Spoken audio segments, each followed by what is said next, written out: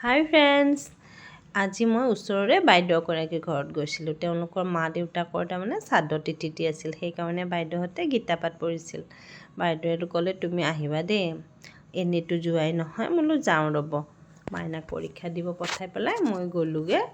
যাই পেলাই তেওঁলোকৰ লগত অলপ বহিলোঁ। গীতা পাঠ পঢ়ি আছিল তেখেতে, ভকতগৰাকীয়ে।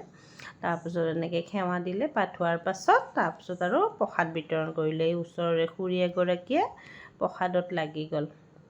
তেখেতে জানেই আৰু আগে পিছে কৰে এইবোৰ কাম। এইবোৰ মানে খুব পাকৈত আৰু ধুনীয়াকৈ প্ৰসাদখিনি সকলোকে বিতৰণ কৰি দিলে। আমিও আৰু কথা পাতি প্ৰসাদ খোৱাত লাগিলোঁ। দুজনী তিনিজনীমান মানে কেইজনীমান লগ লাগিলে কথা পতাটো আৰু সবেই ব্যস্ত হৈ যাওঁ আমি মহিলাখিনিয়ে।